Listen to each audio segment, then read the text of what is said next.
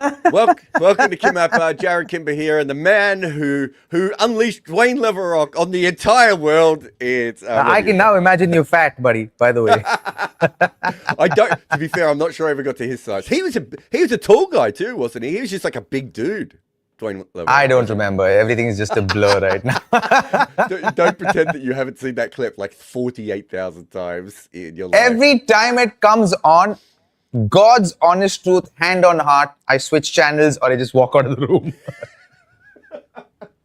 Was it? Have you ever heard the story about Alan Donald? So Alan Donald gets done in that run out in the '99 semi-final, right? And obviously not Alan Donald's fault, by the way. Lance Kaluza completely stuffed that up. Lance Kaluza had literally the perfect tournament until that delivery. And Alan Donald, they made, like, the psychologist made Alan Donald just watch it over and over and over again until it Take the edge off it. Yeah.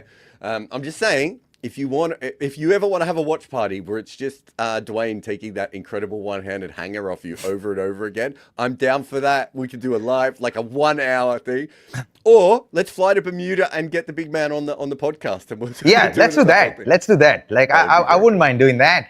But I'll tell you what, this one didn't scar me as much as a drop catch of Dwayne Bravo scarred me in 2006. So I dropped a catch when we were playing in India, West Indies, bilateral in West Indies. And I dropped a sitter of a catch and affected my confidence quite a bit. And I had to work with an NLP practitioner to actually overcome that whole thing. So I replayed that thing in my head so much and when recreated that memory and made it into a funny memory. And then I worked on my fielding again, then got the confidence back with my fielding again. Till then, talk to me. It had a huge impact on me. Talk to me. What kind of catch was it? Where are you fielding? Was it deep square leg? I was running in. I think Zahir Khan was bowling. He pulled the ball. He just came into bat. And then the arrogance of a youngster where you're like, this is like a freaking piece of cake. And I ran and I did this and it just went through. I remember. And then he went on to score. He went to score 40, 45 or 50 or something after that. And I was like, Did they win the game? I think they did. Oh God, I remember, like, I was always really good at caught and bowls, right? And I remember getting the last game of the season. You would have so much time for cotton bowls because the ball would take an eternity to get to the bat, so you could really position yourself. I was such a slow leg spinner. That was a big reason, right? Like, I literally had longer weight than a normal spinner. And so I never dropped a caught and bowl. Like, if I did, it was when I was really young, right? And so for knock like on wood. And then I was about 17, 18, I played in a game, and a guy hammered a ball back to me into the middle of my hands, and I dropped it. And it was the last game of the season. And I remember for the next 6 months, I couldn't get that out of my head. And then the first one I got the next season, I dropped, right? And literally, that's what my coaches had to do a similar thing. I've literally, like, take me back. And what they did is I would bowl in the nets, and someone beside the nets would just whack a tennis ball after I bowled the ball until I just got so used to the balls coming back. It was like I forgot about all the other things. But it's weird how you have to like trick your brain into these sorts of things. Like, it doesn't. Yeah, really. Yeah. It plays such a huge part, man. Have you ever played with anyone who genuinely had the yips? Yeah. I've played with, I remember Aaron Finch for a while had the biggest yips against Bhuvi. Like, he was out in the pavilion before he came out to bed. Like, literally, it just felt like that. You could sense it, It's like he felt defeated.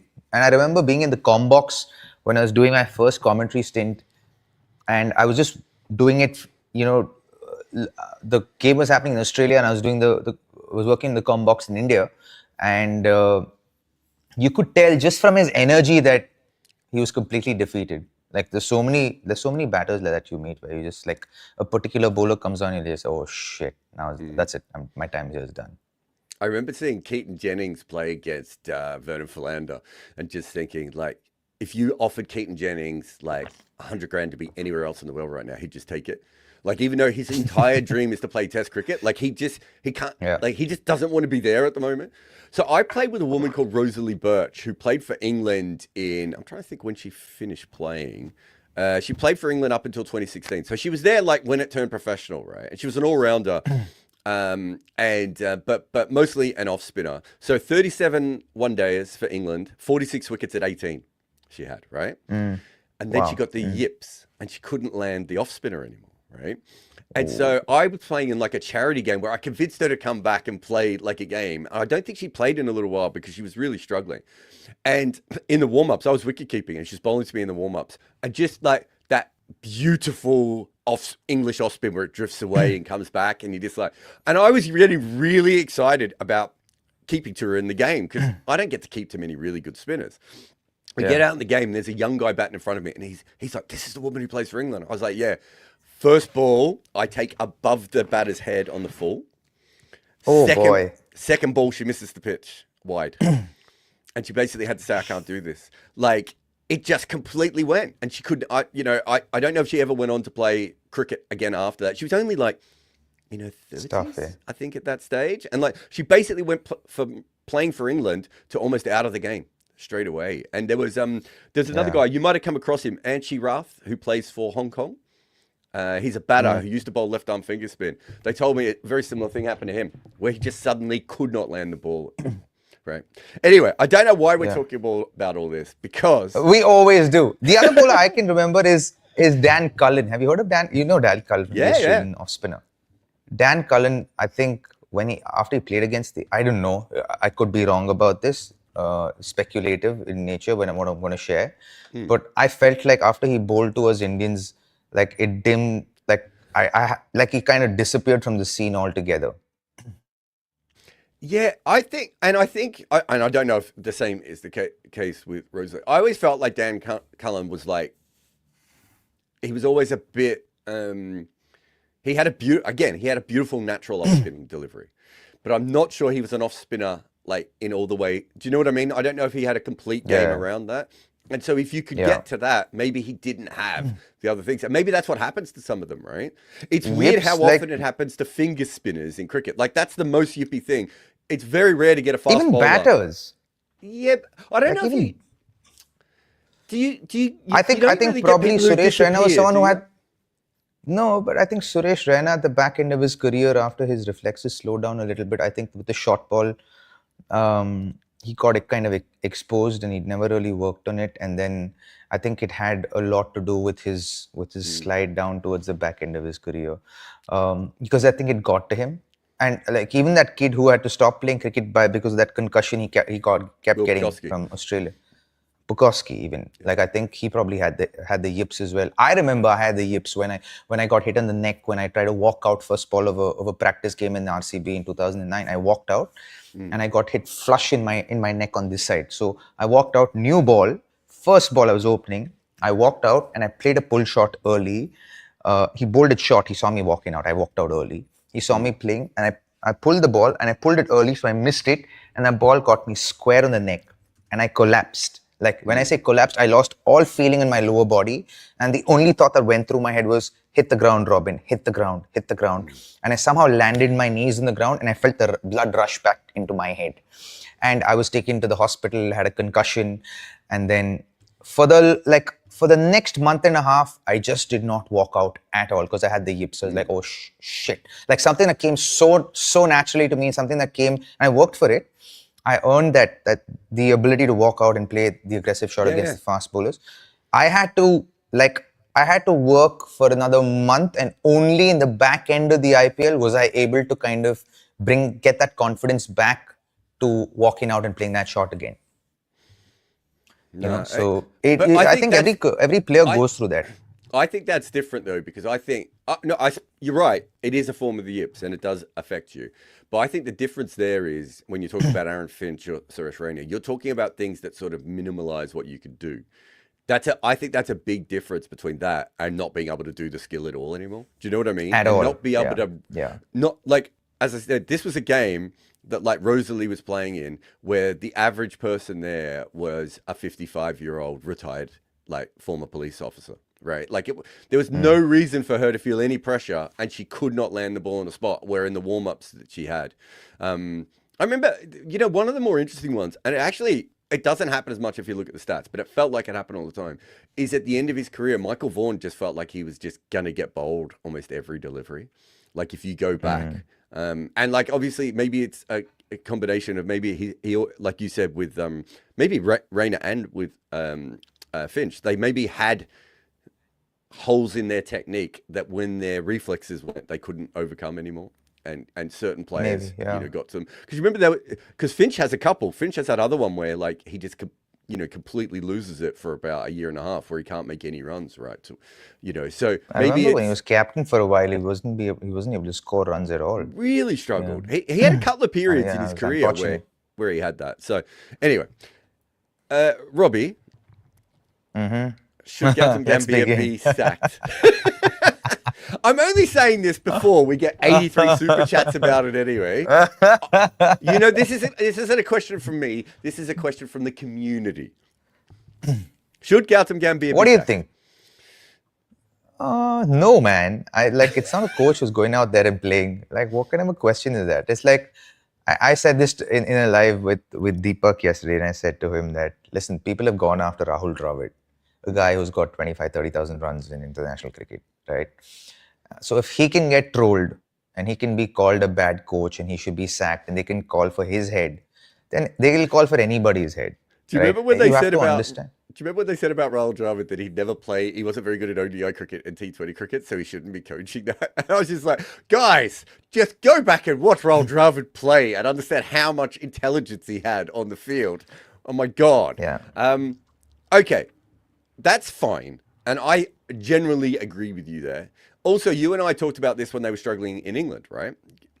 Our podcasts have been going for a while, so we covered that one as well.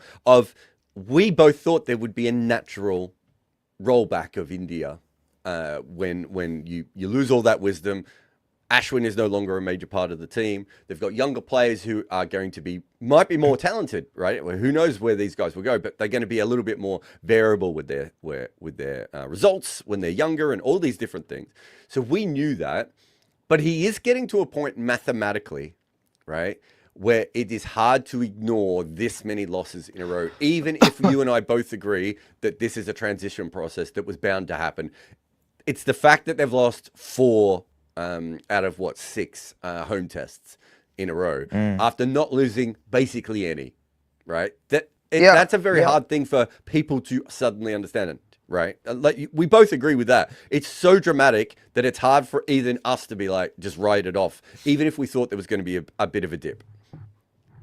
See, the thing is, we anticipated a bit of a dip, right? I remember us having a conversation about India's expectations in that first test series where Shubman is going to lead in England, and before that series we were saying, hey, listen, we got to be realistic about the expectations of this side. This is a side: Suns, Rohit Sharma, Virat Kohli, Ashwin, Pujara, Rahane. Pujara, Ajinkya Rahane, all of these guys not there. So it's going to be a young side, and this young side's going to have to show a lot of character to even kind of lose with respect there, right?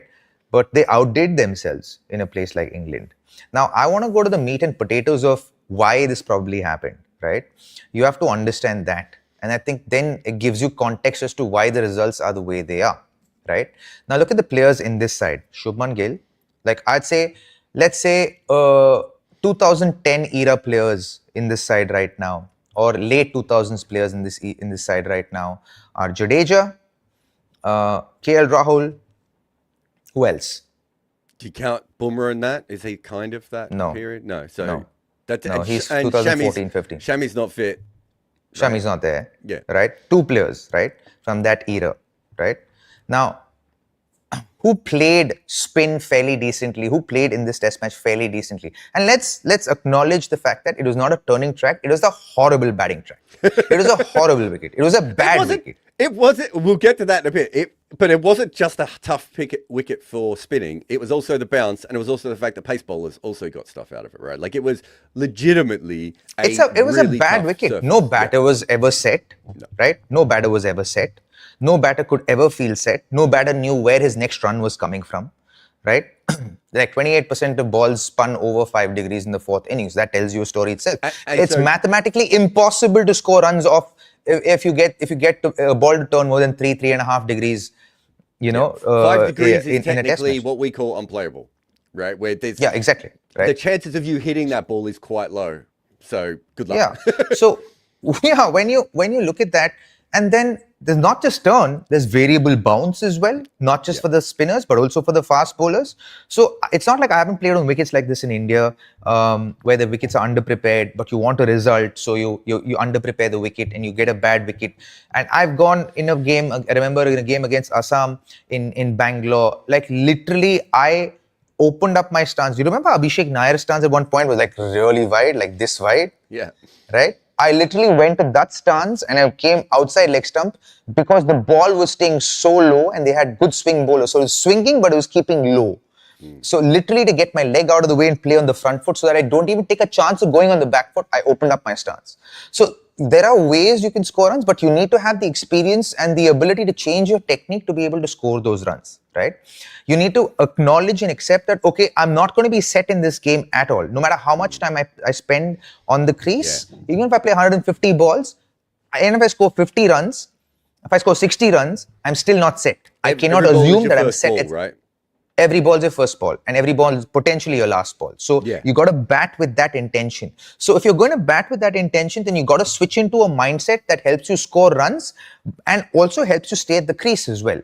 So you need to be really decisive with your footwork. You need to pick your areas as to where you're going to score your runs, to which bowler, where are the single opportunities so you can rotate the strike. How do you build a partnership? There's so much that goes into this, right? And okay, now let's come back to these two players. These two players made their debuts 2011-12, right? Around that time. But they've been playing first-class cricket since 2010. Jaddu's been playing since 2006 or 7, right? They have played on wickets in India that have turned in Ranji Trophy. Now, any of these kids post that era, right? Say 2014-15 era onwards, like, which is predominantly what the team consists of today. From your Shubman Gill to Washington Sundar, who's your number 4?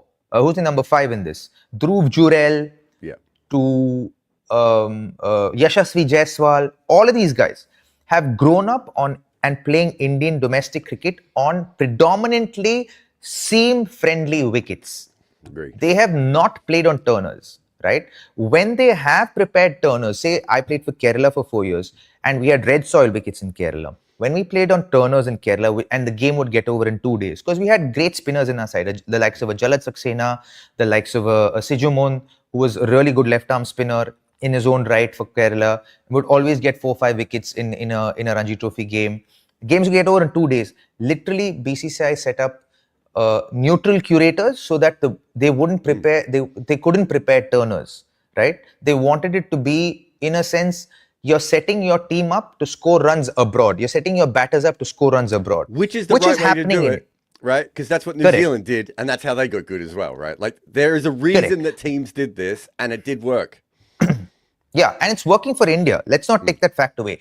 They're winning test matches in Australia, they're winning test matches in South Africa, they're winning test matches in England, right? Exactly. They're winning test matches away from home. They're winning test series away from home. So there's a benefit in that.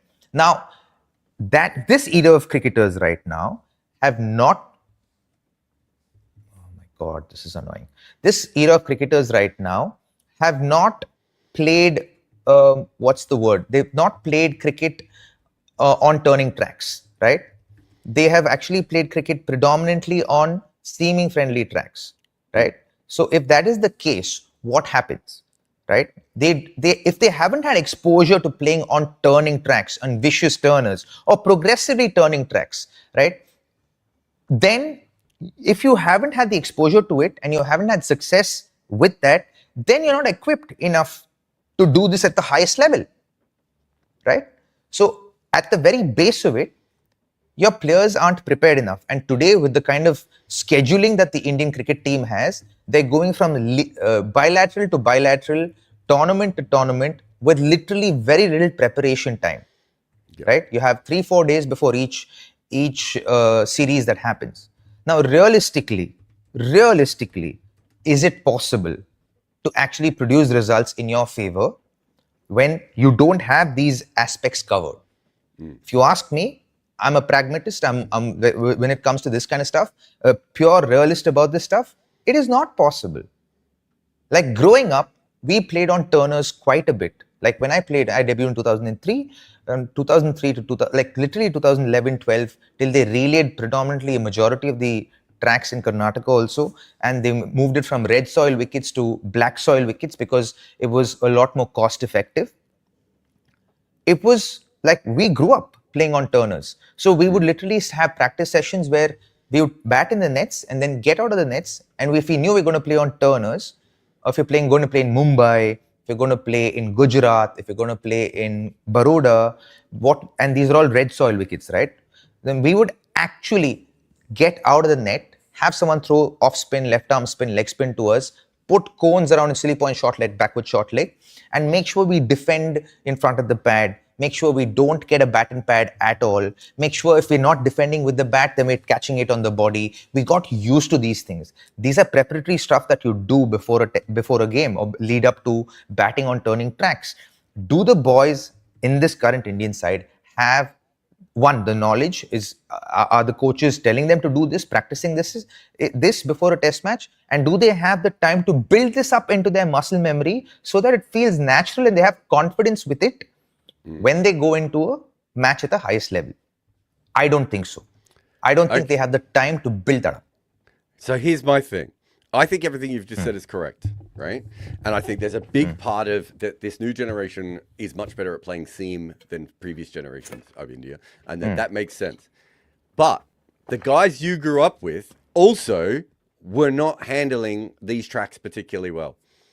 Virat Kohli wasn't making runs at home. KL Rahul wasn't making runs at home. Pujara went from being one of the world's best ever players of spin to really, really struggling, and Rahane couldn't make any runs at home, right? So we have to understand that if those guys were making runs before when they were normal spinning tracks, that when they upped them to these kinds of spinning tracks, the overall averages should be lower anyway. So if you were bringing in a generation who are younger, again, who, as you say, don't have that kind of experience, and also the other thing that you didn't have to deal with, right? Certainly when it came to, Test cricket and everything else, or first class cricket, is DRS. Which is another big advantage. So you're talking about getting your bat in front of your pad and everything. But in the old days, you could smother the ball on those kinds of wickets with your bat and your pad together, right? And just be like, it doesn't matter. As long as it doesn't get past me, that's all that really matters. And I'm not going to be giving out LBW. The third thing that's changed is the pace of bowling, right? When I talked to Rahul Dravid for the book, that was the first thing I wanted to ask him. I was like, I want to know about how you help young people play spin when the spin is quicker now. And he said that when he was coaching India, I think it might have even been when he was coaching the underage teams, he kept saying to everyone, use your feet, use your feet. And eventually the players are like, we can't. This guy's bowling too quick for us to get down to him more than once or twice and over, right? And if you look at Pujara, even towards the end of his career, he wasn't using his feet the same way he had at the start of his career, right? Because the bowling, all the spinners had got quicker. Yeah, the trajectory changed, the pace changed, overspin went away, side spin, underspin came into play. So it didn't make sense stepping out. Exactly. And if you look at it now, what used to happen was that spinners wouldn't always attack the stumps every single delivery. Like if you go back and you watch Bisham Beatty bowl, he would quite often bowl spells where he bowls wide off stump because he's trying to drag you and move you around. No one does that anymore, Robbie. Everyone just bowls straight at the stumps the whole time because they know one mistake from you and you're out LBW, right? And so it's not just that new generation, and I do agree. I think first class cricket has changed in India, right? Like not just the pitches, but also the amount of cricket that people play when they're coming through, right? And all these sorts of things. So you get a situation. Oh, this is good. This is good. Do you know what this is? I forgot we're bringing this up actually. So this is Simon Harmer's pitch map, right? In the fourth innings. I'm trying to read it. I think it says fourth innings. Might be the whole test match. So if you can see here, so all the ones that are red or orange. Yeah, all the ones that are red or orange are to the right-handers, I'm assuming, and all the ones that are blue and teal are to the left-handers. So you can see how few deliveries he's bowled that are going to miss the stumps, right? The vast majority of the balls he's bowling to the right-handers there are going to hit the stumps. Maybe these couple of short ones up here are a bit short. They might go over the top, right? And to the left-handers, he's got a little bit that are a little bit wider, but he might have also come wider on the wicket there. To be able to bowl those. But the vast majority of his stuff is on the stumps. And so he's hitting that length at a decent pace, right? It's hard to use your feet in the way that you used to. And especially if you're a left-hander facing Simon Harmer. So Simon Harmer took 8 wickets in this game. Do you know how many of those were left-handers? I don't know. 6. 2? He basically took six, Dhruv okay. Jurel twice, right? Correct. And then everyone else was left-handed that he went up against. It's a very different game. And so when you bring a pitch like this was an extreme pitch, and we'll get to it in a moment, the full details of it, right? Simon Harmer, we both agree, is a world-class quality spinner. He hasn't played 100%. as much for South Africa because of Kolpak. He also hasn't played as much because he's better against left-handers than right-handers, and Maharaj is better against right-handers than left-handers. So you're probably going to pick your left-arm finger spinner ahead of your right-arm off spinner in most international games. Dane Pete was around. Dane Pete's a really good bowler as well. There's plenty of reasons why Harmer hasn't played as much as he should have. But he's an international quality bowler. He worked out the pace on this wicket, and the ball was ragging. You are supposed to go out to Simon Harmer in these conditions, right? And you talked about before the extreme batting. Have you ever gone back and watched the Sunil Gavaskar in his last Test innings against Pakistan when the pitch is just going through the roof and the ball's not only spinning but bouncing up at his head? Bangalore, right? Yeah, Bangalore. I think you're right. I think it was in Bangalore. And he actually says in that he had to change his entire batting technique in order to make runs on that wicket. So at that stage, he's like in the middle. He's at the end of a 20-year career, and the conditions were so extreme that he still had to. And no one else made any runs in that game. Right, Mohammad Azharuddin. 96 he scored, I think, in the game. Yeah, he almost got 100, didn't he? Mohammad Azharuddin is also one of the best players of spin I've ever seen, and he didn't make any runs in that game, right? And yet Sunil Gavaskar manages to make a total in that game. We are now expecting a lot of players to be able to recreate that sort of Sunil Gavaskar innings consistently, and the chances is they are going to fail, partly because of DRS, partly because the spinners are a little bit quicker, and then also, as you said, they don't get the same experience when they're coming up. There's no exposure to this, right? Yeah. And this is... So you don't have the exposure to it. It's like a recipe that's not going to work out for you in the short term, right? Or like you have to understand. It's also a transitional side. Now, because it's the Indian cricket team and the expectations are there and all of that, you can't escape the fact or deny the fact that this Test team is in a state of transition. Now, you have to measure your expectations with a team that's in transition. You can't expect them, whether it's home or away, you can't expect them to perform the way they've performed in the last 10 years in Test cricket, or in the last 5 years in Test cricket, or the last 8 years in Test cricket. You have to be realistic about where this team is, what is the potential of this side. Does this team have the potential to be WTC champions? 100% they do. Maybe not this cycle, but perhaps in the next cycle. So use this cycle as to develop these players, give them the exposure to these kind of tracks, continue to play on these kind of turners, but not underprepared like wickets like they played in Calcutta. Let's talk about this pitch, because you talked a lot about this pitch last week and when we were talking about IPL stuff and the kind of thing. This pitch has, I think I'm doing this off the top of my head, but if I remember, Robbie, it's 74% of first-class wickets are to seam bowlers, right? Yeah. This is basically a green top. Yep. So when you try and change for want of a better word, the genetics of a wicket, right? But when you try and change what a wicket does, that is when we get the really bad pitches, right? So go back to that Perth wicket where Australia get bowled out for nothing, and then it becomes the flattest wicket of all time. There's a perfect example of Australia trying to change that wicket, not because they were trying to make it more helpful for Australia or India, but actually because they were sick and tired of the fact that whoever batted first would just win the game. And in the end, they made it whoever batted first couldn't win the game in that one, right? The Cape Town wicket is another perfect example of trying to do something to a pitch and actually, in order to make it a little bit more spicy and making it essentially impossible for a player not to get hit on, right? And we've seen this with a couple of Indian wickets as well now.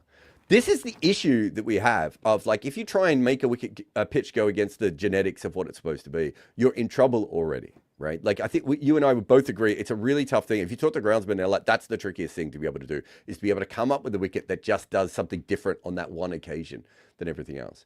But my question is, why is India trying to do wickets that rag anyway, when actually, if you pick 4 spinners in a side, you want a longer test match where over the period of the 4 days, the fact that you have the 4 different spinners makes sense. If you make a pitch that rags, the team with 2 good spinners has as much talent as the team with 4 good spinners. If it's a pitch that takes 4 days, Simon Harmer eventually is going to get tired. Maharaj's fingers are not going to feel the same after a day and a half of bowling as they do straight away.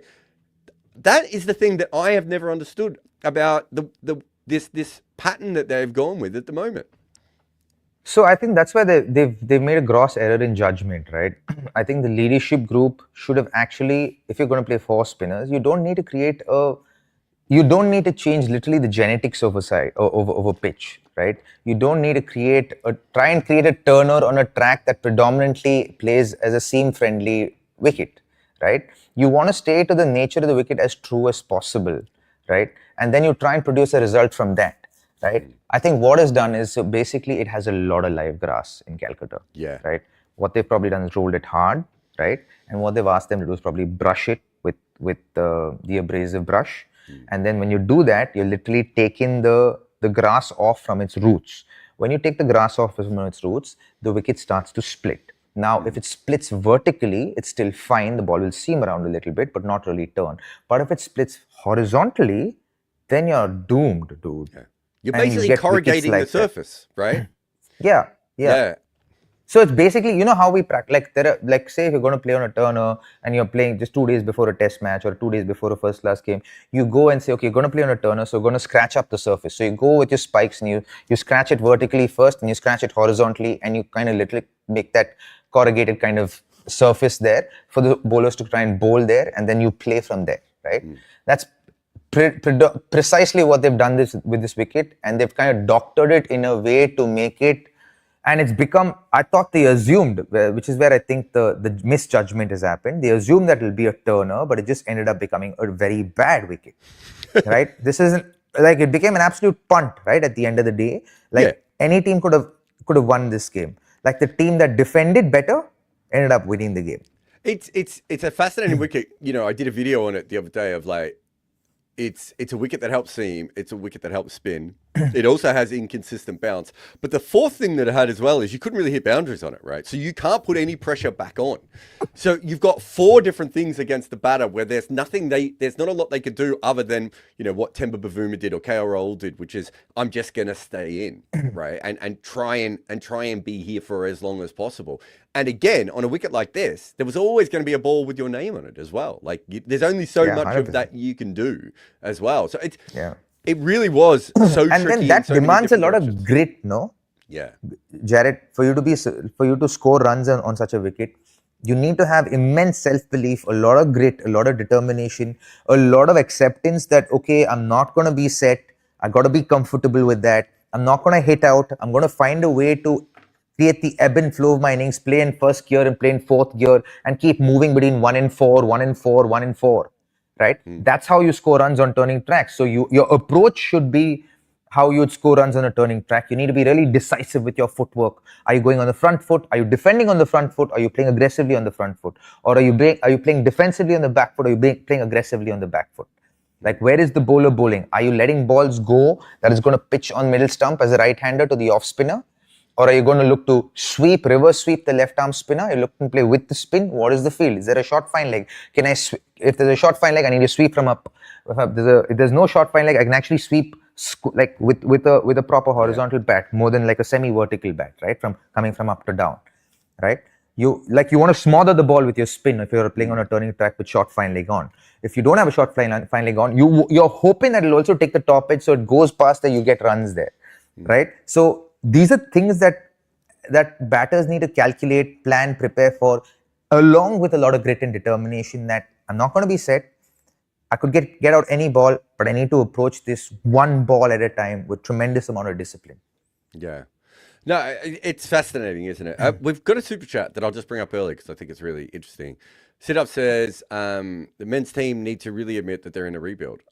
I think they know they're in a rebuild. Like we've been saying this we've been saying this since before the England tour, since Virat and Ashwin retired. We're like, hey, we're squarely in rebuilding phase.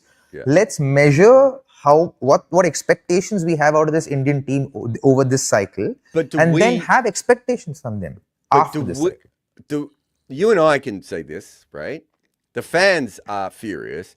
Has the Indian? This is the question I have to you. Has the Indian team accepted they're in rebuild, or did they think they could smooth this out and it's gone wrong? Because Gambhir hasn't. To be fair, Gambhir hasn't really talked about like a coach who's in rebuild, has he? Like, I know that's not his way, right? And he's obviously very forthright and very calm. But he hasn't talked. You know, sometimes you hear a coach and you're like, oh, he knows, right? that hasn't come across naturally in Gambhia's way. My guess No, is but he behind the also scenes spoke they about must know. the team saying, he also spoke about the team where he said this is a fairly inexperienced side and they're a bunch of youngsters That's outside fair, of two, you know. But, so, like, he's not said it, but he said it, right? I'm sure that within the group they understand that. And I think that's why we're seeing a lot more results in white ball cricket versus red ball cricket. Right. And the whole point of doing podcasts like this and what we do, is to educate the masses that, hey, we need to be measured about expectations of the team, of any team, in situations like this because of such and such reasons, right? I've seen a bunch of videos on YouTube where people are going after, they're listing a set of stats about losses and how badly in India performed in under Gautam's leadership, coach, this one, all that. But you have to understand, the coach isn't playing cricket out there. He, at that level of coaching, what you can do at best is create the atmosphere and give the team as much confidence as possible and give them the confidence of feeling as well prepared as possible before every international game. That is what a coach can do. And the other role that he does is predominantly discuss strategies with the captain, because the captain has to take all those decisions on the field. Yeah. So this is not a school team. This is not a school team, right? You're so right. you're not. But he has made a lot of decisions that haven't always made sense, like the incredibly long batting lineups where you don't always have specialist bowlers. The fact that they wanted this wicket to rag and then he takes 4 spinners in, which doesn't actually make sense. If they knew it was going to spin, you know, and maybe it spun a bit more than they thought. I promise you, nobody knew that the wicket's going to turn out to be a devil. I think you have to guess a little bit though. No, but the thing is, you're doing it with the best intention of, hey, saying, okay, we have the likes of an Youngster and Jadeja and a Kuldeep. Kuldeep may not get too much out of this wicket because of the slowness in which he bowls, right? And he's a wrist spinner, so to extract a lot out of the wicket then is going to be hard unless you're much taller as a bowler, which he is not, unfortunately. So with the likes of a Washi and Youngster and Jaddu, on any rank turner, you'll give them a chance because they're such dangerous bowlers, because they themselves don't know which one's going to turn and which one's going to go straight, because they're predominantly bowling undercutters and they're bowling on the line of the stumps. If it turns, it turns. If it doesn't turn, it doesn't turn. Right? So as a batter, I'm sure Temba would have decided that, hey, I'm going to look to play in front of the pad, and if the ball is pitched out leg stump, outside the leg stump, I'm going to play a sweep shot to score runs. Right? I'm not going to step out. I'm going to look to play off the back foot, defend really well, right? And if it beats me from the outside edge of my bat, I'm not going to even worry about it. Because if I'm playing with soft hands, that ball's not going to carry the slip. No, right? I get that. So, but what I'm saying is, Gambhia's coaching has not been perfect. The squads. No, it's not. Right. So there is an element. I think that's fair to say. It's also fair to say that they overperformed a little bit in England, considering where they came from. Yeah, that series could have gone away from them. But the New Zealand series and now this series is a concern. But again, the New Zealand series you're allowed to ask questions of Gambhia, but I think you also have to be realistic of where they are. The criticism of the New Zealand series was very valid, because you had Virat there, you had Rohit there, Ashwin was there, all of them were there, right? So they should have taken it on themselves. Not justification, my understanding of or reasoning as to why did that loss happen in that series, what I could come or land on was the fact that they just won the World Cup just before that, right? And they knew that they had specialists in that test series, and they thought that the specialists would turn up for them. So the guys who won the World Cup just probably took their foot off the pedal for that series and hoped that someone would turn up, because more often than not, generally somebody in test cricket does turn up, right? They probably thought the likes of Shubman Gill, who didn't play the World Cup, would turn up because he would have been raring to go. KL Rahul would have turned up because he would have been raring to go because he didn't play the World Cup in T20 World Cup. Nobody turned up, right? And they lost 2 test matches before they knew it, and then they went to the third test match feeling deeply under pressure, still trying to pull off a victory, and then didn't win. Which is, for me, that is my understanding of perhaps why that happened. Again, speculative, it's what I think. But that demanded absolute criticism. I'm on board for that. With this side, no, man, you need to give this team this team some time to develop as a unit. They have to also build camaraderie as a test group. They also have to figure out who are the leadership group in this side, who's the core group in this side, right? Around which the entire team is going to be built around. There's so many moving pieces at this point in time, and Indian cricket is in flux anyway because of the amount of cricket they play in the year. So you have to be pragmatic about this stuff. This super chat from Occam's teaser says, I understand why the Indian batters are objectively worse against spin now. I don't understand why they're relatively worse compared to New Zealand and South African batters over a test. Sample size. What are the visitors doing that we are not? So preparation. I'm playing far less cricket than India. So they have a lot more time for preparation before a tournament. Like when New Zealand came, Rachin Ravindra spent 2.5-3 weeks in the CSK academy playing on red soil wickets. They'd also been playing in Sri Lanka, right, before that series. Yeah, before that as well, right? But if you look at what they did in that particular series, no one had really ever swept Jadeja and Ashwin successfully over a period of time. And strategies. Because Ashwin and Jadeja were not, especially in Ashwin's case, was not quite at the same level.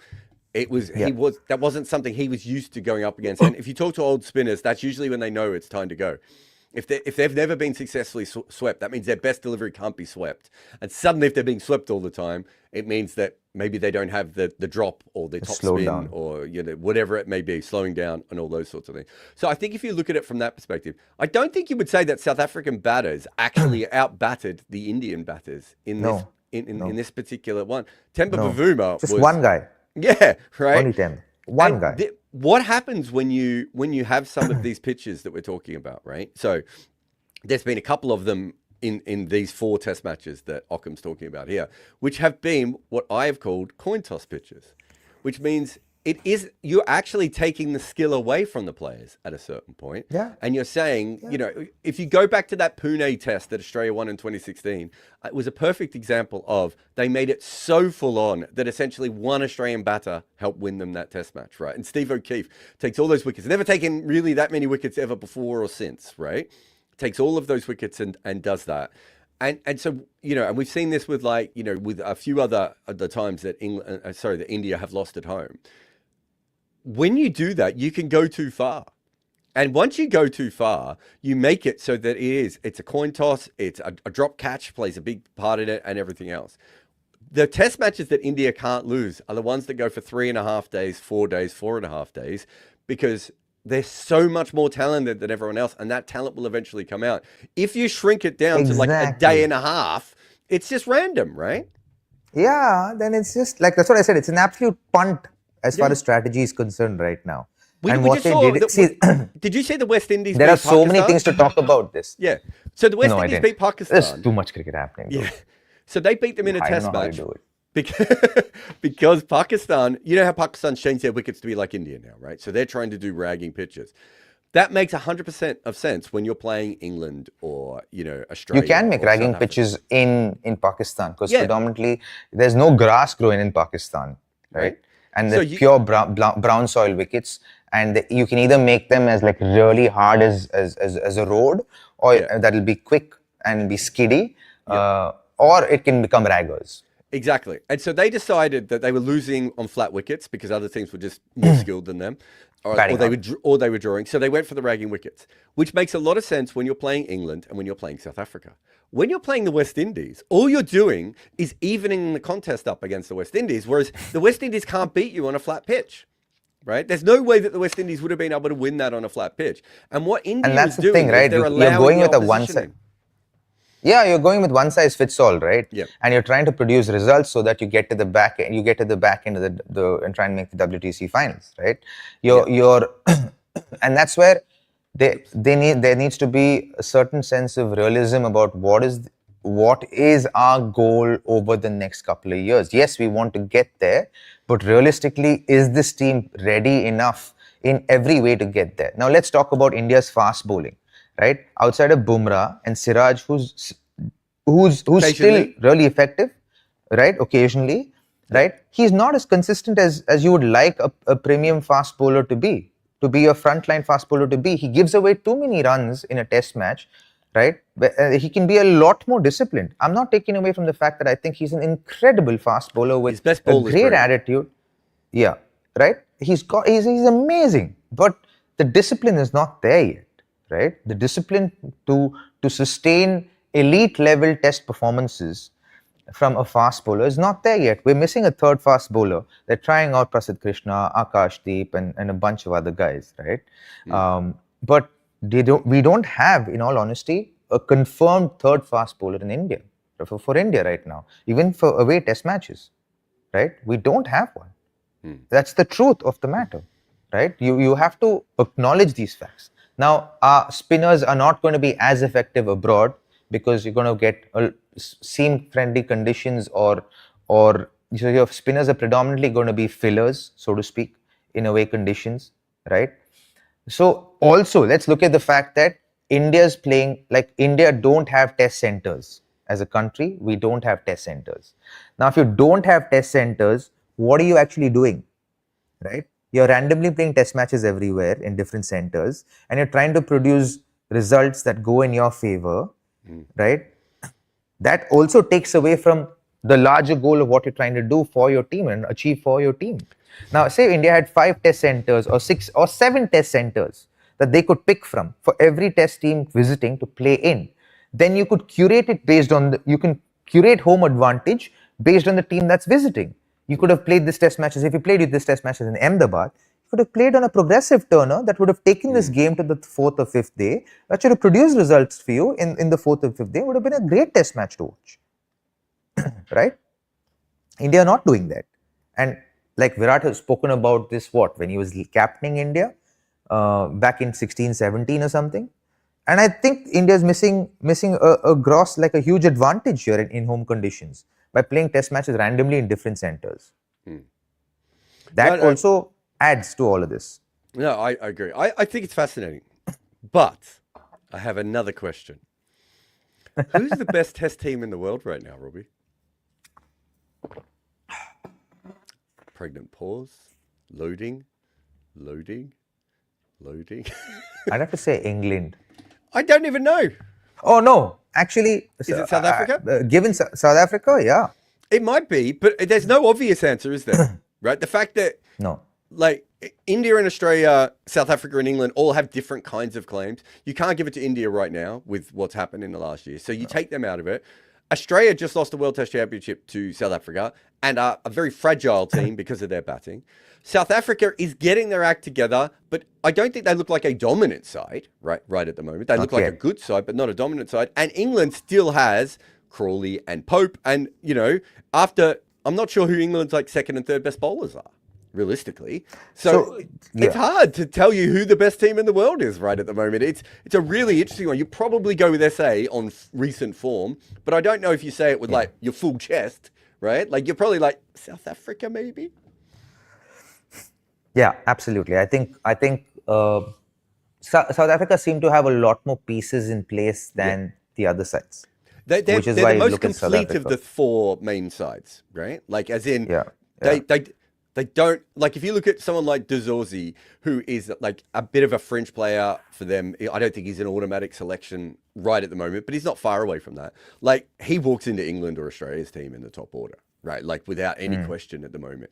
And yet, so they just have a few extra pieces, I think, that some of the other sides don't have.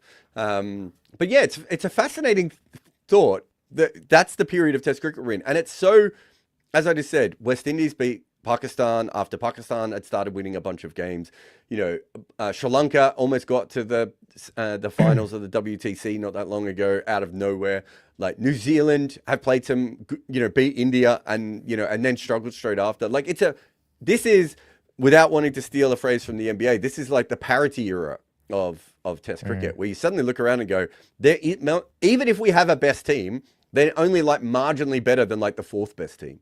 Yeah. Right? They're not like massively better than the 4th best team. Yeah. Right. And so it's really, really, it's a fascinating period of time that we have. And that's why last year was maybe the most chaotic year in the history of Test cricket, right? Because there were so many upsets, because there really aren't that many dominant sides who were rolling at that point. Yeah, there's not a lot separating any of these top 4 or 5 teams. I think a lot of these teams are in like the stage of filling up a lot of fillers. They need to fill up a lot of slots there. So I think the team that feels like, okay, they have most of their pieces in place are South Africa. Agree. Australia, like even this Ashes, Australia, I think will start from behind. And if they bowl well and the batters turn up, then I think they they they will come into the series. But I think in the Ashes, I think England go with a strong upper hand simply because of their batting. Their bowling might suffer because their bowling is not all there yet. I think that's where, so one team's bowling is stronger than the other team's batting, and then vice versa. So that's what will make the Ashes interesting. Well, the Ashes is the natural segue here. Are you aware of what Australia's bowling lineup is going to be in the Ashes for the first test? No. So Cummins has been injured. So we're assuming that Cummins' first test, if everything goes to plan, is maybe the third test. There is a possibility he's fit for the second test, but the third test looks much more likely. And now Hazelwood is missing the first test.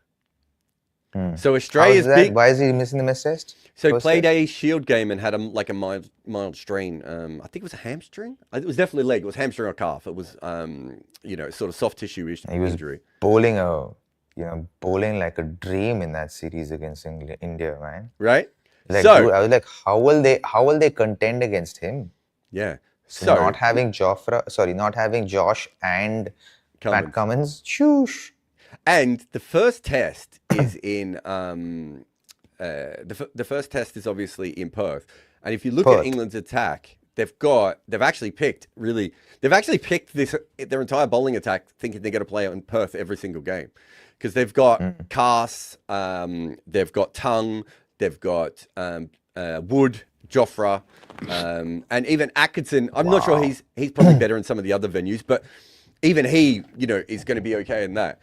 Suddenly, the better bowling side is going to be.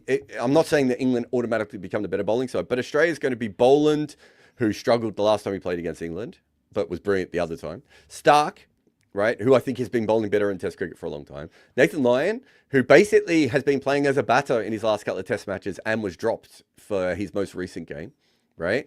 And probably Brendan Doggett, who's going to come in, he's similar, I think, in some ways to sort of like a Matt Henry type bowler, but maybe not quite at that level.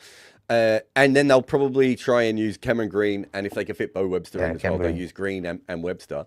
It's suddenly a lot more open, though, for that first test. England have to win it, though, Robbie, because the second test is a day-night one. And as we know, Australia are so far and away better than everyone else in day-night tests at batting and bowling, mostly Mitchell Stark, when it comes to it. But they are so much better at that if you don't win that first test, you're in all sorts of trouble, right? But yeah, I think no Hazelwood. Yeah, go on. No Hazelwood at Perth with that bowling attack. There's a chance. 100%. I think England go into that first test match with their tails up, trying to take advantage of the fact that Australia don't have a lot of their pieces in order. And that looks like a very strong England first test squad, man. I think who would miss out from here? As in, tough one, eh? Who would you drop from this 12? Who have they got? Someone. It would probably just be one. It'd probably be Bashir. I don't think I'd pick Bashir. You pick 4 fast bowlers then? 5 fast bowlers? I mean, the issue that you have in Perth is that, as we saw last time, when the pitch flattens out in Perth, it flattens out like nothing, right? Like, do you remember when it looked like Australia might never take a wicket again when they were bowling to India in that Perth test? So that's where you don't want to be caught without a spinner. But I think I back my pace bowlers. I mean, yeah, I think I probably would back my pace bowlers and just take a punt and not pick Bashir, which is a shame because Bashir might not play too many test matches if that's the case. But yeah, I don't know. I just think you have to win the game. I'm not sure if Bashir helps you win the game. But I like this fast bowling attack they have, man. They have Jofra, Gus. Gus is really good. I think he's underrated. Yeah, Mark underrated. Wood, ready as I think everyone overrates him. No, man, I like Gus Atkins. No, I think he's a really good bowler, but I think there's this feeling because he averages 22 in Test cricket that's the level of bowler he is. And I'm like, he's probably a 26 or 27 average bowler. No, But he's I a think really good he's really player. good. He's a very handy player because of his Still- batting as well. Yeah, yeah. Because he only needs to make runs for them twice. I have a feeling. You think they drop Brendan Carse and play 4 fast bowlers in Bashir? I think he's Because the Ben Stokes can also bowl. So you have 3 there, and I then think, you have yeah. Mark Wood as well.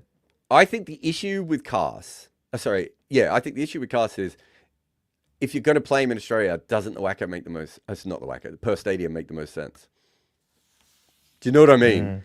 Like, I think you're right. I think he's the one. So coming into the last summer, I thought he would be a really, really important player in Australia, and I was very disappointed with the way he bowled against India. Right? He's not the quickest, isn't he? In the shed, he's what, mid 130s? No, he's a bit quicker. He can get to. He bowled a couple of spells at 90, didn't he? He can get. He's quicker than Atkinson. Carse is quicker than Atkinson. No, I don't think so. Is he? Yeah. Really? I think so. Yeah. Interesting. Okay. Certainly his top end speed, I think, is quicker than Atkinson. But the problem is that we saw him limp around in some of that last series because he gets a sore toe and he can't always bowl at the top. And I think that he's kind of a one-trick bowler. But the thing is, Robbie, that one trick is probably where you want him bowling in Western Australia, right? With the extra bounce and everything else. I think that's really handy. Anyway, maybe you would take Bashir and drop Carse. Yeah, maybe because you want there to be a slight change of like you want there to be a variation in pace, right? Yeah. Otherwise, it becomes too kind of straightforward for the batters, knowing that they only have to play fast bowlers. Helps them get into that rhythm a lot more. Yeah, I mean, obviously Root can bowl. The other player that they have, who I don't think they're planning on playing in this particular test, is they can bring Will Jackson as well, right? And give themselves him and Root slightly different kinds. No, they won't. They've already announced the 12. No, so they won't I'm bring saying Will in Jackson. future. I'm saying in the other test matches. If they want. Yeah. The thing is, again, you could argue that Carse and Bashir, the test matches they should be best suited to, are the Western Australian one with the extra bounce because they're both taller guys, right? Like that's almost where you want both of them to play. Right? But I think part of the issue is that Carse didn't bowl as well, and that they want to fit Atkinson into this side, which I think makes a lot of sense. Yeah, sure. You know. Anyway, I think it's fascinating to see where they go. All right, let's get to who's going to win the Ashes, Robbie? Oh no, I'm not answering that one. Go to hell. You tell me who's winning the Ashes. That's the correct answer. I think we're a big chance of it being 3-2. I don't think England can win the Ashes if they don't win the first test, though. If they win the first test, I just think because the second test is the day-nighter, and so the chances are they're going to lose that. And so if they lose the first test, or even if it's a draw somehow, they're just behind. What if England surprise Australia in that second test match? Oh, look, I mean, they might come up with some theories, but they haven't played a day-night test in 8 years, and Australia plays them more than anyone else. How's Jofra Archer been bowling recently? He'll be very good against the left-handers. But again, how many tests do we expect Jofra and Wood to play? Oh, 4 out of 5. Yeah, that's optimistic, isn't it? It's probably 3. Yeah, you want to be optimistic before the Nationals because they've had some good lead-up time for this as well. They've been able to prepare well for the Ashes, and I think they've planned it out in such a way. We're also at the moment thinking Hazlewood comes back for the second test. Hazlewood's one of those guys who quite often doesn't quite come back at full strength when he's had a little niggle. He's not one of those, some guys, him and Bumrah are those sort of guys that feels like they need almost like a game of practice to get back to their normal self. Whereas with other guys, sometimes they can just come back in and they're bowling straight away. Anyway, let's get the Super Chats, Robbie. Let's go. I did a video. Let me turn my AC off. Keep asking the question. I did a video on the history of England winning in Australia and how they basically do it. And Samit has seen that, and he said, South Africa's elite pace won in 08-09, 12-13, 16-7. Mornay and KG suit Australia. How did Stain and Vernon crack it? Stain, 31 wickets at 28 on the flattest wickets, and Vern matched Jimmy despite fewer overs in the pace-playing pandemic. So one of the things that with Stain is that Stain is one of the greatest flat pitch bowlers of any seam bowler we've ever seen, and Australia is a flat pitch country. Right, those days, not anymore. Certainly not now. But back when South Africa were winning, Stain was actually brilliantly set up to play in Australia because he's such a good flat pitch bowler. And that's kind of what you need when you go to Australia. I think that's one of the issues that England and New Zealand have always had is they don't always have great flat pitch bowlers because their seamers are used to having helpful conditions, whereas some other Shane teams Bond come was really good. Yeah. I'm not. I mean, Shane Bond didn't get the. Shane Bond actually didn't take any wickets when he played in Australia. He struggled a lot but he only played 2 Test matches. But I think Shane Bond would have been fine in Australia. But Shane Bond is the outlier. How many other great flat wicket pick bowlers have I had? Neil Wagner would be another one, right? They don't have a lot of bowlers whose main skill is that. Whereas I think Stain is that kind of thing. So, and Vernon Philander bowls very much at the stumps. And if you can do that in the 3rd and 4th innings in Australia, the wickets do actually crack a little bit. And if you can keep the stumps in play, whereas Jimmy would bowl, I'm talking about early Jimmy, would bowl outside of stump a little bit more. And so he's a little bit different a kind of bowler than Vernon Philander. But that is why South Africa do well in Australia and a lot of other teams don't. They actually come to Australia with a bowling attack that is suited to Australian conditions, whereas most countries don't. And that's where Australia has such a big advantage. Jessica gives us a super chat. Thank you very much, Jessica. And then we've got... Is this Rib? Rib Hug. Ribu Ganguly. I would have gone Rib Hug Angley. But I now see that is not the name. We need spaces on this. Like, is the heavy ball different for professional women and normal cricket? I thought it's just something to expect when a guy can beat me up is bowling. Why it is such an important factor. So a lot of the heavy ball comes from the backspin that you put on the ball and also the height at which you bowl from.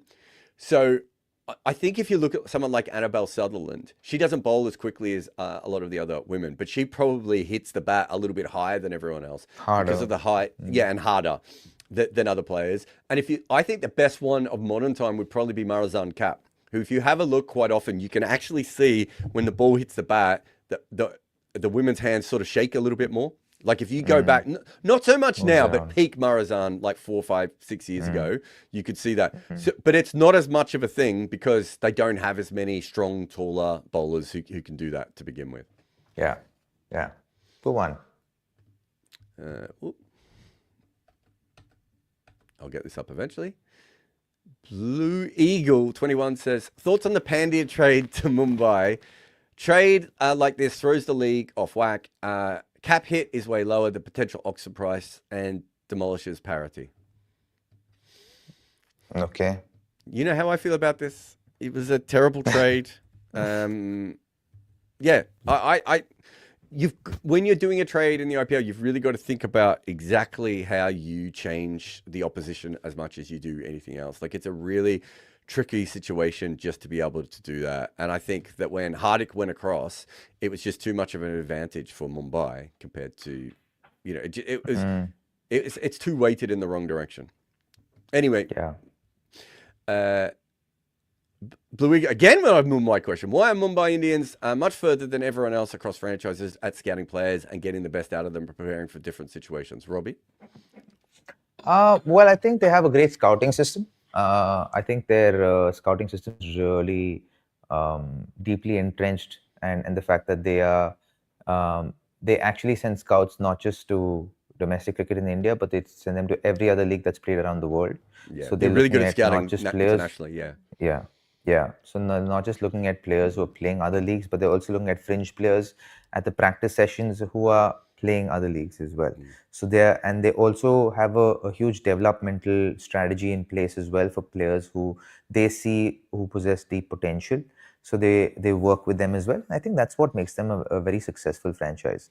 And they do everything in their strength to get the preparation as good as possible to help the cricketers get the best chance to be able to be successful. And I think that's what they do. There are few teams that do it really well. I think Mumbai do it really well. Chennai do it really well. KKR do it pretty well as well.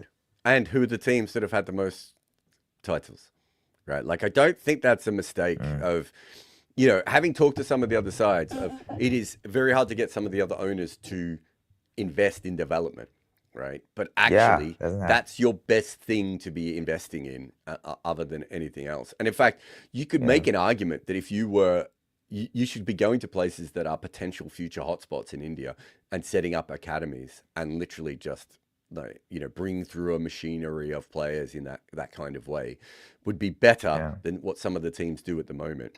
And Mumbai are very good at, and I know this because I think it was Karen Pollard who told me this, that they're very good at, if there's any international younger player who's coming through, they usually give them some kind of a trial.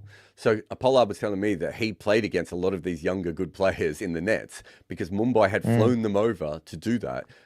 Some teams do it for the players who are on the verge of IPL. Mumbai will do it for really young players to see if there's a potential to be able to get them on and into their system before anyone else. So there's a few things. Yeah, they do that really well.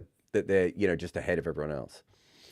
Siddharth says, my cricket guilty pleasure is to see a Luka AD type trade in the IPL between CSK and RCB for Kags to say. So do you know what the Luka AD trade is? Do you know what he's talking about? Yeah, Luka went from did he go from the Grizzlies? Dallas Mavericks. To Mavericks to the Lakers. Yeah. And then AD is Anthony Davis, right? He went from the Lakers to this one. So what he's basically saying though is that it was one of the most lopsided trades in the history. It would be like trading. We were trying to work out if there's even a. It would be like trading. Is Jaiswal the best answer here? It'd be like trading Jaiswal for. No, Luka's been in the system a lot more than Jaiswal has. Yeah, I know. He's been like the spearhead for How the old's Mavericks Jaiswal now for though? at least 21, 22? 24? 24. So Luka was 25 when they made this trade. But he had been more of a star consistently.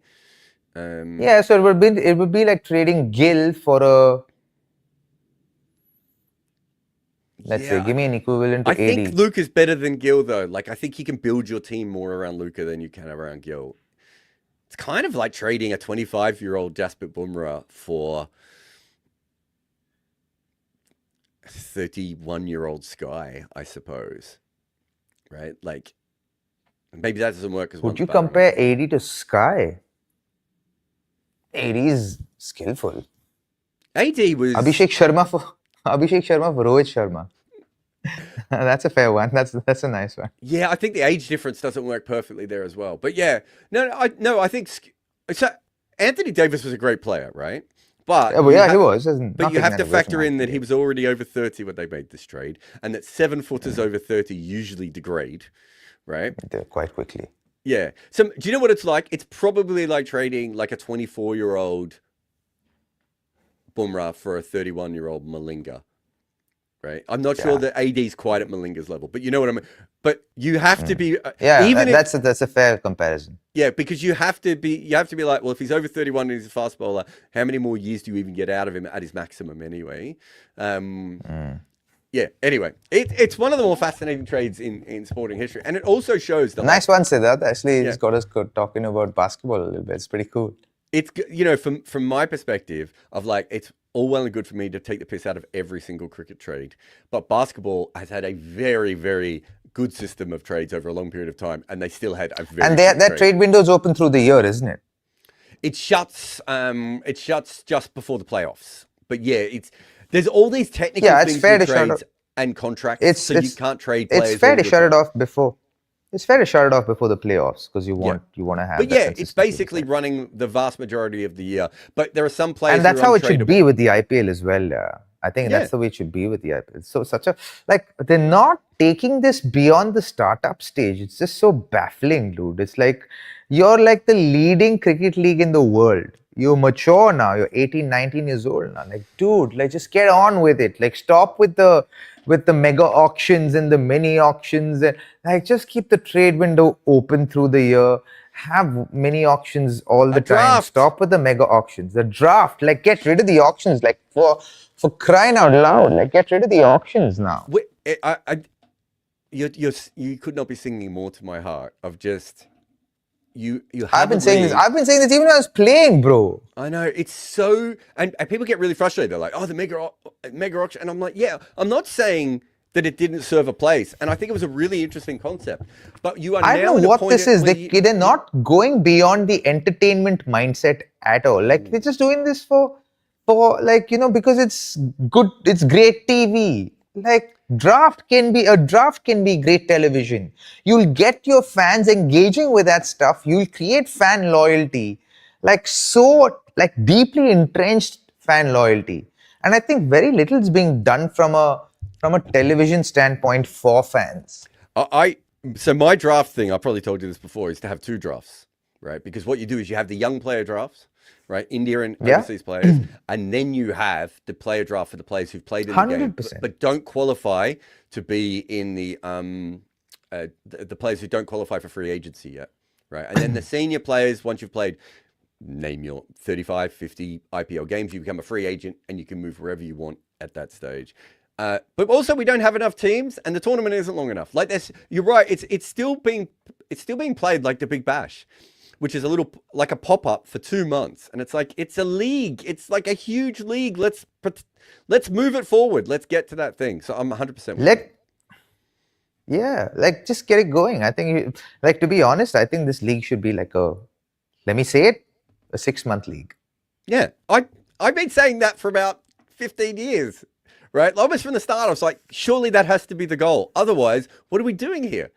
Because if I'm a team owner, I don't just want 2 months of my team playing, right? I want a season. And then it's so much more spaced out. Then you can actually have international fixtures in between that. Players can go. You have a large group of players. It can be cricket has to evolve beyond where it is at this point in time. It's getting annoying, to be very honest. Vashek says, wait. Before we start off, pronounce the whole name for me. How would I be able to do that? Why do you want me Come on. It feels like a hate crime against me and this guy. Vashak. See, that Chinoli sounds like an Italian kid I grew up with. Chinoli Vazhazel? Varail. It's called Varail. Oh, there's no way I was getting that. Jesus. Vashak says, Western batters adapted better to DRS and 90km/h spin with sweeps, etc., while Indian batters don't end up falling to that one ball. Okay, so there's one thing I want to say here is that India, during the DRS period and bowling 90km/h, no one could score off them and everyone went out to them. So that I don't agree that Western batters were doing better because no one was playing good. The thing that I think has changed is that I think around the time that England get involved, I think a lot of teams around the world realize that the sweep is the Western sides I'm talking about here is the sweep. And Indian players do not play the sweep as well because traditionally they didn't have to play the sweep as well, right? And so you are now seeing Australian players. So Australian players never used to sweep because they use their feet like Indian players. Australian players are now using the sweep and the reverse sweep a lot more. South Africans and England players have always believed in the sweep. And New Zealand over the years. And you can see this in the data. You can see the sweep shot going up and the reverse sweep coming up with it, right? So I do think there's an angle of this. And if you go back to when Bazball first arrived in India, that's what Rahul Dravid was telling Kevin Peterson out on the ground. He was saying, we need to teach our players to play the sweep shot more because they need more options. We're very one-dimensional the way that we played spin, and that used to work, and it doesn't work as much now. So there is an element of this that I think, Rahul Dravid believes, and maybe younger Indian players will come up playing the sweep more than they used to in your era. Yeah, well said. Well, you're the batting guy. You could have added to it. No, there's nothing more to add to it. What are you saying? No way? The Dick Sheeter says, no way, Robbie. Bro defending, Gautam Gambhir on every channel. Dick Sheeter was there on the live yesterday as well with me and Deepak. So she asked us a bunch of questions. Just following you from live to troll you. Yeah, you're following me from live to live, aren't you, Dick Sheeter? I got to be consistent with what I'm saying. Listen, to be very honest, it'd be weird if you went back on what you said on the show yesterday. Yeah, exactly. Frenzy Cricket says, I guess it will get more tough for India. Not that we lack talent, but because nowadays everything is about IPL. So to find a leader like Kohli and players like Ashwin and Pujara and Rahane who want to career. Yeah, I think that's also going to be an angle. But remember, that's also an angle for South Africa. That isn't just an Indian thing, right? Like, there are lots of countries around the world that are IPL coded or T20 coded. It isn't just India. T20 coded. Most teams right now, right? Yeah, I agree. Shanu Kamal says, I don't know. Most people are the same. Wait, most people are the same as New Zealand 03. All bowlers and all-rounders except Ash. Every day in India, there's a news leak, Roko to retire. Oh, okay. Gautam Gambhir has 2 strong dislikes. Yeah, but what you have to understand about the New Zealand series is I don't think we really were ready for the fact that it was about to drop off that fast. And we found out, even with the Australian series, that I think Varun talks about this quite a lot when he's talking about this, of it's all well and good to be like, maybe India's not quite as good. No one saw a 3-0 thing coming. And so off the back of that bad result, they're now trying to transition as well. So it's the combination of those 2 things at once, which I think is a more unique situation. And these things happen, right? That's just, if they'd beaten New Zealand, maybe they would have been just as bad now, but it wouldn't look as dramatic. Yeah. Oh my God. I'm says India played T20 a week ago. Now Turner Test. Toughest challenge of generation is 3 formats. Don't know how any 3 format batter except Virat, who towards the end excelled more in white ball. Jared, how to sack Gautam Gambhir? Yeah, I look. This is a big thing, though, isn't it? Of how many more all format great batters will we get? Right? Is a genuine question. I don't think it's a problem for this generation, because I think there's a couple of guys who can come through who can do it, especially within India. But I do think going ahead in 5 to 10 years' time, it's going to separate even more, isn't it? Don't you think we're going to get more specialists and less people who are able to conquer all 3? 100%. And like, what is the measure of a 3-format great batter? Someone who's played 100 test matches, 100 ODIs, 100 T20s? I think what he's saying 50, is 50, someone who 50, is 50 each. But what's the measure? As in, like, how are you gonna map that out? Well, the way that we would do it with Kohli or ABs, we would have said that for the vast majority of their primes, they were in the best 10 of each format, right? And you could throw David Warner would probably be another one who would have been in that as well. But there aren't that many guys who would be able to do that. Whereas traditionally, going back, that would have been a far more common, even though there was only 2 formats then. It would have been a far more common. 2 formats would have been far easier than 3. But remember, I think people have forgotten how weird cricket used to be. There's a great test series that Australia play the West Indies in Australia, where they play, I might get the numbers wrong here. They play 2 test matches, Robbie, and then they stop playing test matches and they play one-dayers against each other, and then they go back to playing test matches, right? And you even see, if you look at England players, they would like play a test match and then go off to play like a Pro 40 game and then come back to play another test match. Come back and play another test match. So it's not as, and if you look at the way that county cricket is set up, it's always been set up like that, right? To have, to go between formats over and over again. And it used to be the same in Australian domestic cricket. So it's not as weird as you think it is. But as the money comes in, I just think people will specialize in various things. That's the way that I look at the future of that. As far as how to sack Gautam Gambhir, if they lose this series 2-0, me and Robbie can be as right as we want. But the way that Indian cricket works at the moment, it is very hard for Gautam Gambhir to keep this job if South Africa win this next test match. Would they get a new test match coach? Team coach? Okay, so this is the thing I put to someone I was chatting to the other day. Because he's had he's got reasonable amount of success in white ball cricket. I think India want one captain for all formats and one coach for all formats, right? So does that cause them an issue if Gambhir is really good in white ball and really bad in red ball? Yeah, they can look at it. I think it could be an option that they will consider. I don't know. See, the thing is, I don't think the board will be that reactive as the people are being right now. And like, listen. They also called for Rahul Dravid's head when India were not playing well under Rahul Dravid, right? And now they're calling him the goated coach, right? Goat coach. The same guys, like television channels who have podcasts and all that, same guys were calling for his head, right? And the same guys like, oh, goat coach. All your creators on Instagram, creators on YouTube, all of these guys were calling for his head. And then once he won the World Cup, goat coach, right? These things change very quickly in Indian cricket, and I've seen that. I agree. And I think also, this is a really important thing. If you're a cricket fan at the moment who wants Gautam Gambhir sacked more than anyone else in the world, right? Like, just say you're just passionately, you want him sacked, right? You don't want your board to act at the same pace that you act. because you're a fan and next week you won't feel the same way. You always want your board to sit back and have a breather and think about things a lot more coolly and a lot more calmly. Because if not, you become Pakistan. Pakistan is the perfect example of what happens when the board acts like fans and it goes to shit so quickly. So quickly. Thank you. Right? Thank you. Thank you, Jared Kimber. Thank you. So that would be my only point. Having said that, Robbie, if he loses 2-0, there is still a chance they give him the arse.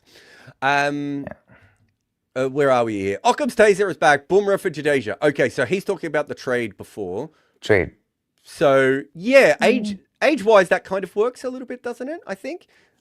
Boomerang Maybe for not now, Jadeja. but we're talking a few years back. If you would have done Yeah, that. 25-year-old Bumrah for a 31-year-old Jadeja. The only difference I would have is, because Jadeja's a spinner, you probably think to yourself, he might last a little bit longer. Whereas it's the opposite kind of in the basketball thing, because AD is an athletic center. Stop looking for perfection, you ass.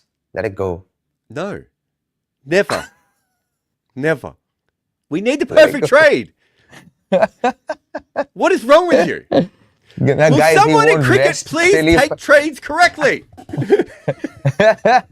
He will not rest till he finds that perfect trade equivalent in cricket. I'll be working on this for days. Just a shout out as well. I am going to the to Delhi this week for the. Tell us about your visa process, Jared Kimber. No, because I don't have the visa in my hand yet, and I'm not ever talking about that until it's in my hand. Did you know that? I'm going to be at the eCamera Sports Literature Festival in Delhi this week. So if anyone wants to come by and see, he was in line. He was in that queue more than 2 times. I've spent a lot of time. He was bitching and moaning about this for the last 10 days. No, it wasn't. I love India. I love everything about the country. I would never have complained about it, Robbie, and you know that.